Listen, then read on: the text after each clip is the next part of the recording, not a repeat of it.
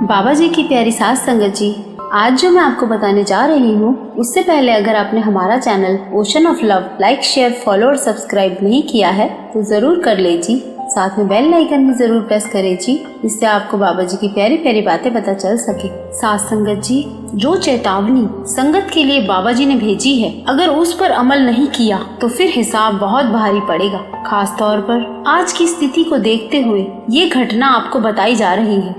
घटना के बाद बाबा जी के वो शब्द जो संगत तक पहुंचाए हैं वो जरूर सुने जी। तो आपको ये वीडियो आखिर तक सुनना होगा। अगर बाबा जी की इन बातों पर अमल नहीं किया तो बहुत ज्यादा पछताना पड़ेगा। तो पहले ये घटना सुनते हैं, फिर चेतावनी बताई जाएगी। सास संगत जी, आज जिस बात का मैं जिक्र हाल ही में घटी सच्ची घटना से कर रही हूँ, उससे सबको यह सीखना होगा कि कई बार हम ऐसी गलती रोज दोहरा देते हैं और जिसका हिसाब बहुत बाद में जाके जब देना पड़ता है तो वो दिया नहीं जाता।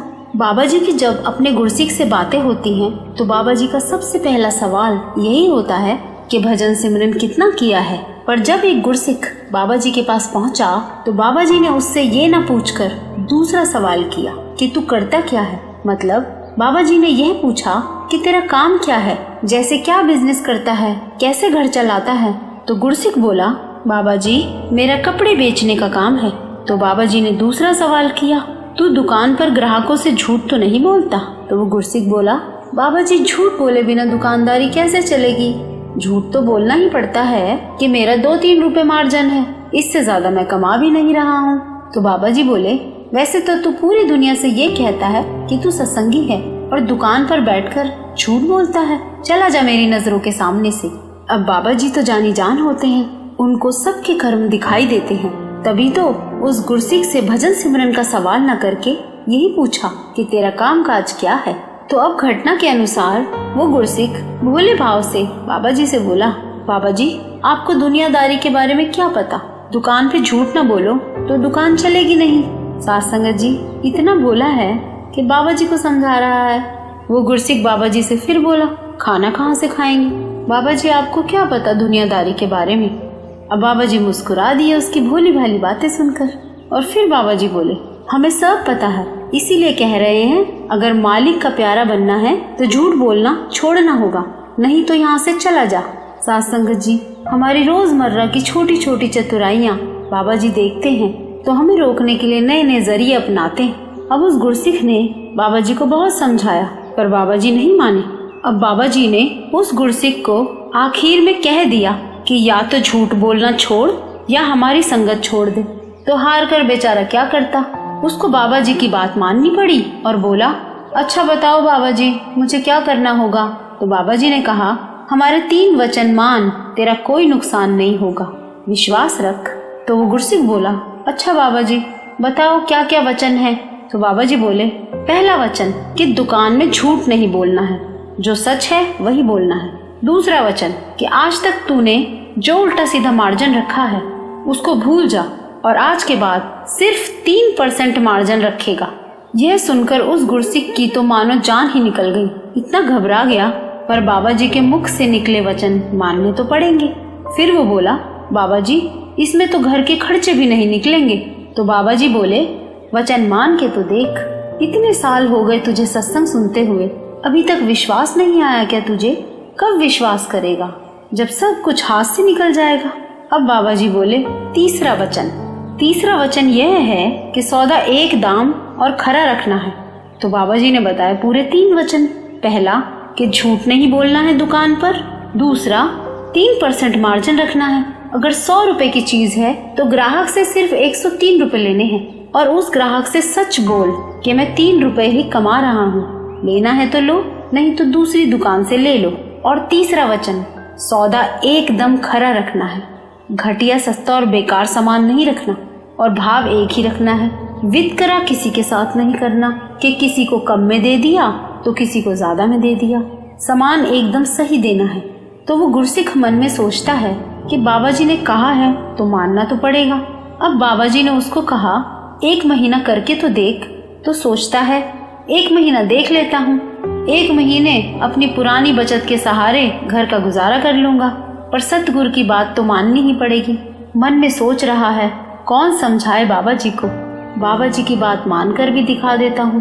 अब बाबा जी को हामी भर के चला गया कि बाबा जी जैसा आपने कहा है बिल्कुल वैसा ही करूँगा। साथ संगत जी, आप सब सुनकर हैरान होंगे। बाबा जी ने उसको 1 महीने का टाइम दिया था और वो वापस आया पूरे 6 महीने बाद।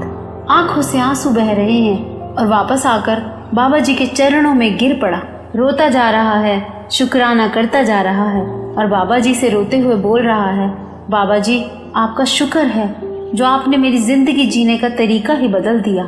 मैं क्या था और आपने मुझे कहाँ से उठाकर कहाँ बिठा दिया। तो बाबा जी बोले, खुलकर सबको बता, पूरी संगत को बता, ये जो संगत बैठी हुई है इन सबको खुल के बता कि तेरे साथ क्या हुआ। तो वो गुरसिख बोला, बाबा जी जब मैं यहाँ से गया तो मैं यह सोच कर गया था 1 महीने की ही तो बात है, 1 महीने तक ये वचन मान लेता हूँ। 15-20 दिन तो इतना बुरा हाल था कि ग्राहक रुकता ही नहीं था, पर 20 दिन बाद सब ग्राहक दूसरी दुकानों से वापस मेरी दुकान पर आए क्योंकि उन्होंने तुलना की कि मेरी चीज भी खरी थी और रेट भी सबसे कम था। अब तो ऐसी हालत है बाबा जी कि दुकान बाद में खोलता हूँ और सैकड़ों ग्राहक पहले से ही बाहर दुकान खुलने का इंतजार करते हैं। मार्जिन चाहे 3% है पर मेरा मुनाफा पहले से कई गुना बढ़ गया है क्योंकि सेल कई गुना बढ़ गई है और अब भावताव भी नहीं करना पड़ता ग्राहकों से, तो मन भी शांत रहता है और भजन सिमरन भी अच्छे से होता है। अब सिर खपाई ही खत्म हो गई है। सब लोग अब मार्केट में मेरी इज्जत करते हैं। वहाँ मेरे सदगुरु। साथ संगत जी, ईमानदारी में इतनी ताकत है कि ईमानदार इंसान की कमाई चाहे बहुत देर से शुरू हो पर जब शुरू होती है तो सबका रिकॉर्ड तोड़ देती है। सत्संग में बताया जाता है अच्छे इंसान बनो, इनमें यही सब तो आता है। साथ संगत जी, इस महामारी में भी बाबा जी की सख्त चेतावनी यही है कि ऐसा कोई काम मत करो कि हिसाब दिया ना जाए। मालिक नाराज हो गया तो कहीं के नहीं रहोगे। कम खा लो पर मालिक को नाराज मत करो। ज्यादा के लालच में सब लोगों की मति इतनी मारी गई है कि ऐसी महामारी में भी चैन नहीं है। कोई दूध में पानी मिला रहा है तो कोई खाने का कई गुना महंगा सामान बेच रहा है। दवाइयों के मेडिकल स्टोर हो या हॉस्पिटल, हर जगह कई गुना फालतू पैसे लेने में लगे हुए हैं लोग। इस महामारी में भी लोग ऐसे फायदा उठा रहे हैं कि जैसे उनका नंबर आएगा ही नहीं। पैसे किस तरह निकलेंगे ये नहीं जानता कोई। क्यों आया कोरोना? सब घर में अंदर बैठकर खुद को एनालाइज करो। इतनी तबाही इंसान ने ही मचाई है जिसे रोकने के लिए कोरोना को आना पड़ा। कुछ तो घर बैठ गए हैं, जिनके काम थोड़े बहुत चल रहे हैं वो दूसरों का फायदा कई गुना ज्यादा पैसे लेकर उठा रहे हैं। और कुछ ऐसे मेडिकल स्टोर्स या हॉस्पिटल की हालत तो देखो, 10 रुपए की चीज 100 रुपए में बेच रहे हैं। कोई बीमार दवाई लेने आया है, उस बीमार पर तो कहर टूटा ही हुआ है। अब कोई मेडिकल स्टोर वाला फालतू पैसे किसी बीमार से लेगा तो अगला नंबर फिर किसका होगा? ये तो वही वाली बात हो गई, अपने दुख की गठरी जलती नहीं और दूसरों की गठरी लादने में लगे हुए हैं। डरो ऊपर वाले के गुस्से से। काम, क्रोध, लोभ, मोह, अहंकार, निंदा सब पर लगाम लग गई है सिर्फ एक कोरोना के आने से। काम वासना ने इंसान को इतना गिरा दिया कि उसे एहसास ही नहीं कि कितनी औरतों की जिंदगी खराब की है। कोरोना ने यहाँ लगाम लगाई। क्रोध में हर देश लड़ाई झगड़े में लगा हुआ है और कोई अपने से कमजोर व्यक्ति पर क्रोध कर रहा है, तो इन सब का हिसाब देने कोरोना को आना पड़ा। लोभ, मोह और अहंकार इतना हावी है सब पर, सबको पता है एक दिन सबको जाना है, तब भी इकट्ठा करने में लगे हुए हैं। कोरोना ने आकर यह भी बता दिया कि अहंकार न कर, मैं गरीब अमीर नहीं देखता। आज कोई कितना ही अमीर है पर इतना पैसा खर्च करने के बाद भी सांसें नहीं मिल पा रही। इंसान पूरा लाचार है फिर भी इतराता है। आज पैसा भी काम नहीं आ रहा किसी के, पर जो अपने सद्गुरु के हुक्म पर हर वक्त रहता है उसे ऐसी किसी परेशानी का सामना ही नहीं करना पड़ेगा। एक छोटे से बुखार की तरह आएगा और चला जाएगा। जो परेशान है उनकी मदद करो, यही लेख में लिखा जाएगा।